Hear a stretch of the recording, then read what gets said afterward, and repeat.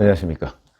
2020년 5월 31일 최병무 이펙트 시작하겠습니다. 오늘은 조국 전 장관 추미애 현 장관, 그리고 이재명 경기도지사, 뭐 이런 사람들의 얘기를 한번 해보겠습니다.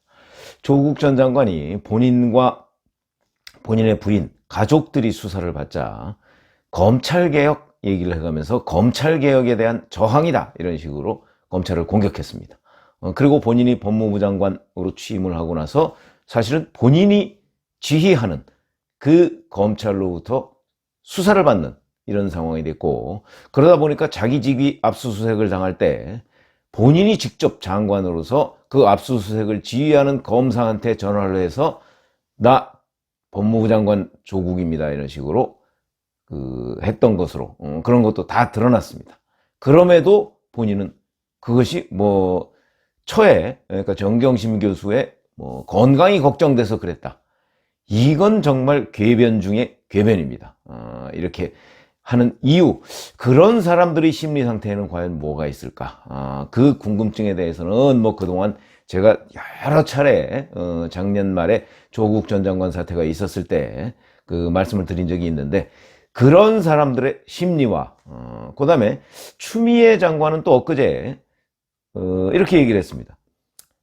공수처는 7월 15일 날 출범하기로 이렇게 법에 돼 있는데 그때 출범 못 한다고 제가 말씀을 드렸죠. 그래서 이제 연기될 것으로 보이는데, 그 수사 대상에 검찰이 권력과 유착해서 제대로 수사하지 못했다거나 제19 감싸기식의 축소 수사를 한 사건이 대상이 될 수밖에 없다. 약간은 일반론으로 보이지만 공수처와 검찰은 엄연히 다릅니다. 법무부 장관은 검찰을 지휘하는 입장이고, 공수처는 만약에 출범한다면 누구의 지휘도 받지 않는 독립적인 기관이다. 그래서 이제 우현론까지 나오고 있는 상황인데, 이렇게 얘기를 했고요. 그 다음에 검사가 권력에 유착해서 사법 정의를 세우지 못했거나 조직 내부의 큰 사건을 감추고 축소한 것들에 대한 반선적 입장에서 공수처가 출범한 것이다. 이렇게 얘기를 했습니다.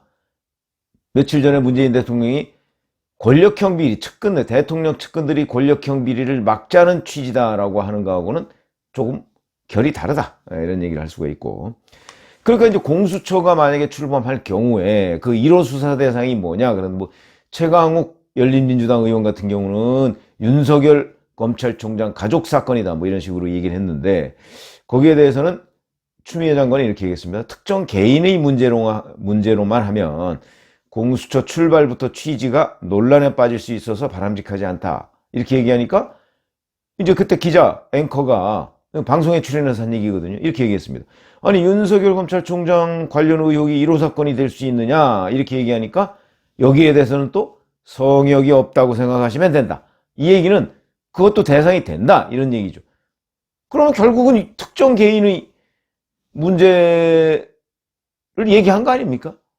이렇게 앞뒤가 맞지 않는 얘기를 해도 되는 것인가 하는 생각이 들고, 그 다음에 또 추미애 장관은 한명숙 전 국무총리 사건에 대해서 재조사가 필요하다, 이런 식으로 얘기를 했는데, 잘 아시지만 이거는 대법원 전원합의체가 9억 원 뇌물수수 혐의에 대해서 그 중에서 특히 3억 원 부분에 관해서는 13명 전원이 유죄, 이렇게 했던 내용입니다.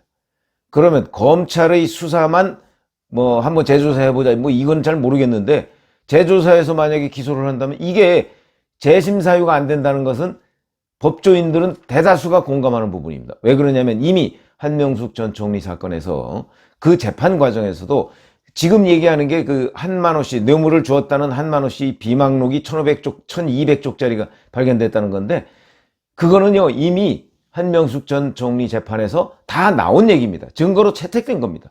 그게 있음에도 불구하고 대법관 13명 전원이 아니다, 이거는 뇌물을 받은 것이다 라고 판단을 해서 징역 2년을 살고 나온 사람입니다. 근데 한명숙 전 총리 아직도 무죄라고 주장을 하고 있죠. 그럼 우리 사회에 대법원 확정 판결까지 받아서 감옥을 갔다 온 사람이 무죄라고 주장하면 정치적으로는 가능할지 모르겠으나, 적어도 법조인이라는 사람이 이렇게 얘기하면 안 된다, 그건 법조인 타이틀을 내놔야 된다, 저는 이렇게 생각하는데, 그 중에서도 법무부 장관이라는 사람이 지금 이렇게 얘기하고 있습니다. 그러면 그 중에 제가 하나만 문제를 제기하겠습니다. 자, 검사가 권력에 유착해서 사법정의를 세우지 못했거나 그랬는데 올 1월 달에 2차례에 걸쳐서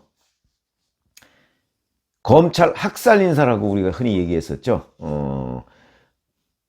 울산시장 선거 개입 의혹 사건, 그 다음에 유재수 감찰 무마 의혹 사건, 그 다음에 조국 전 법무부 장관 사건, 이 세 사건의 그 수사를 담당하는 검찰, 그 중에 핵심 멤버들의 중간 지휘자급과 그 상위 지휘자급을 전부 다 교체해버렸습니다. 그리고 서울중앙지검장에 문재인 대통령의 대학 동문인 이성윤 지검장을 갖다 앉히고요. 그 밑에 차장검사도 그 라인으로 다 바꿨습니다. 자, 그렇다면 누가 권력에 유착해서 사건을, 사법정의를 세우지 못한 것입니까? 뭐 얘기할 것도 없는 것이죠. 제대로 수사를 하려고 하는 윤석열 사단이 잘못된 것입니까? 아니면 그 수사팀을 해체하는 인사권을 남용해서 그 수사팀을 해체한 사람이 잘못된 것입니까? 누가 권력과 유착한 것이냐? 그리고 누가 정의를 세우려고 한 것이냐? 이거는 뭐 제가 굳이 말씀을 드리지도 않아도 아는데, 적어도 법을 공부했다는 사람이 이렇게 얘기해서는 곤란한 것 아닌가. 이런 사람이 과연 장관으로서의 자격이 있느냐 하는 얘기를 드리지 않을 수가 없다. 그 다음에 어제 또 이재명 경기도지사 이런 얘기했습니다. 페이스북에다가. 제목이 동병상련 한명숙 전 총리 재심운동 응원합니다. 그러면서 또 자기 얘기를 슬쩍 걸쳤습니다. 여기도 이제 이런 얘기입니다. 한명숙 전 총리 재판에서 검찰이 위증을 교사했다는 증언이 나왔다. 지금까지 본 일부 정치 부패 검찰의 행태상 충분히 가능한 일이고, 무죄를 유죄로 만들려는 검찰의 위증 교사는 오히려 진실에 가깝다고 생각된다. 촛불혁명 후에도 증거 조작과 은폐로 1370만 도민이 압도적 지지로 선출한 도지사의 정치 생명을 끊으려고 한 그들, 친형 강제 입원 사건과 관련한 허위사실 공표 혐의로 2심에서 2심까지 당선 무효형 벌금 300만 원을 선고받은 뒤에 지금 대법원에서 상고심이 진행 중인데, 자, 이런 식으로 얘기했습니다. 이거는 뭐 꼭 제가 논평을 안 하더라도 진중권 전 동양대 교수가 논평을 했더군요. 아니, 도지사님 정치 생명을 끊으려고 한 것은요, 검찰이 아니라 문바들이었습니다. 이게 무슨 얘기냐면 기억나시죠? 경향신문 한겨레, 제 기억에는 한겨레까지 아마 광고를 낸 것으로 보이는데, 소위 문바들이라는 사람이, 그러니까 문재인 대통령 친위 부대라고 우리가 흔히 얘기하는 뭐 네티즌들 중심으로 형성이 돼 있는 그 문바들이라는 사람들이 해경군 김씨가 누구입니까? 라는 거 아마 그 광고에서 보셨을 겁니다. 그 해경군 김씨가 이재명 경기도지사의 부인이다. 김혜경 씨를 의미하는 것이다. 왜냐면 그거는 이미 네티즌들이 그 인터넷에서 어마어마하게 공격을 해대던 그런 포인트였습니다. 그 광고를 여러 차례 보셨을 겁니다. 그 광고에 기반해서 사실은 이 사람 저 사람이 고발을 하고 이래서 검찰 수사가 시작된 겁니다. 그런데 거기에다가 이제 저 진중권 전 교수는 또 이렇게 얘기했습니다. 난방열사 김부선을 내세워 의사 앞에서 내밀한 부위 검증까지 받게 한 것도 공지영을 비롯한 문바들이다. 뭐 이거는 조금 의미는 다른데, 여하튼 김부선 씨를 옹호해가면서 그 이재명 경기도지사를 공격했던 공지영 씨는 맞습니다. 그거는. 그러나 이거는 이 사건을 수사하게 된 것은 또 뭐 이런저런 시민단체들의 고발 때문이기도 했죠. 자, 그럼 이게 무엇이 문제냐? 우선 첫 번째, 저는 이 운동권식 논리의 문제라고 봅니다. 그러니까 세상을 선, 악의 이분법으로 보는 겁니다. 선이 있고 악이 있고 이렇게 보고요. 그러면 거기에다가 본인과 자기 편들은 선이고 상대방과 적군들은 악이다, 이렇게 보는 것이죠. 그러니까 그게 우리가 얘기하는 정의 감정에 따르면 무엇가 선이고 무엇가 악이냐 하는 것이 아니고, 무조건 우리 편은 선이고 상대편은 악이다. 우리 편이 설령 검찰이 수사를 받고 감옥에 갔다 왔더라도 그건 선이다. 이거는요, 논리도 아닙니다. 편가르기에 불과하고요. 이런 편가르기는 국민의 동의도 받을 수가 없습니다. 그거는 뭐 여론조사나 이런 데서 우리가 충분히 입증됐다고 저는 보는데, 아직도 이 사람들은 그런 부분에 관해서 부정을 하고 있습니다. 손바닥으로 하늘을 가리려고 하고 있는 것이다. 오늘 아침에 5월 31일 오늘 아침에 이제 한겨레 인터넷 카페에 들어가 봤더니 거기에 이제 표창원 전 의원 어제부터 의원이 아닌 사람이 됐죠. 글을 하나 올려놨던데 잘 아시지만 표창원 전 의원은 프로파일러입니다. 이런 사람들의 심리 상태를 좀비 정치라고 얘기를 했더군요. 좀비 정치. 자, 이 선악이 이분법적 운동권식 논리가 문제고, 그 다음에 두 번째는 이제 추미애 법무부 장관 같은 사람들인데, 이런 사람들은 이런 논리를, 추미애 법무부 장관 뭐 운동권 아닙니다. 그런데 왜 이런 논리를 채택하고 있느냐? 그것은 바로 본인이 법무부 장관을 끝내고 난 뒤에 2022년 서울시장을 노리고 있다는 것은 뭐 천하가 다 아는 일입니다. 서울시장을 노리려면 누구의 도움을 받아야 되는 것이죠? 바로 그 문바들의 도움을 받아야 됩니다.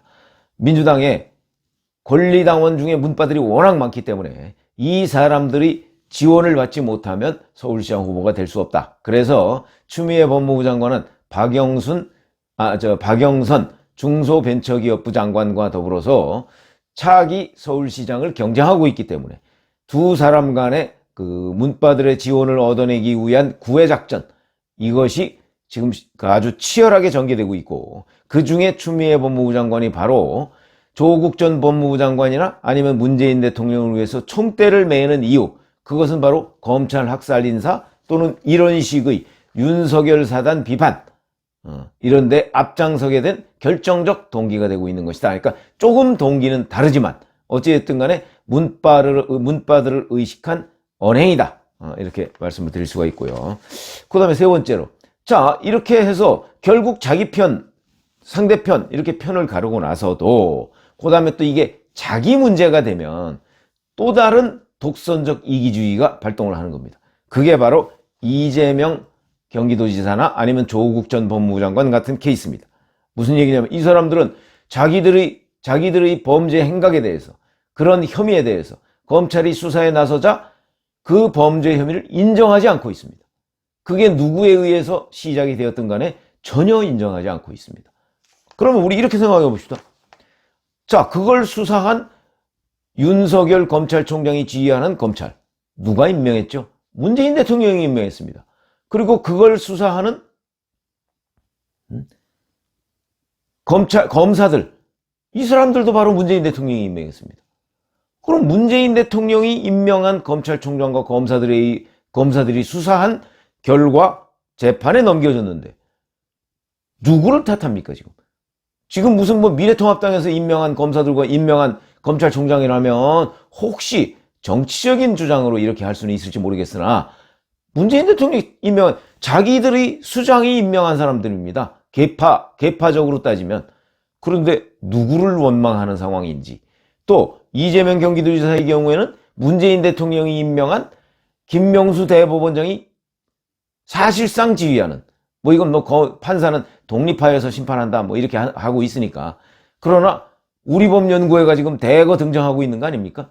우리법연구회 출신, 국제인권법연구회 출신, 이런 사람들이 지금 대거 판사 요직에 가 있는데, 이런 사람들이 주로 재판하는 그 판결에서 본인이 2심에서 벌금형을 받고 지금 대법원에서 상고심을 진행 중인데, 지금 이런 식으로 평가를 거, 이거는 결국 같은 편이지만 나의 이익이 걸려 있을 때는 우리 편도 인정할 수 없다. 결국 이런 독선적 이기주의가 아닌가. 이런 생각을 갖게 되고요.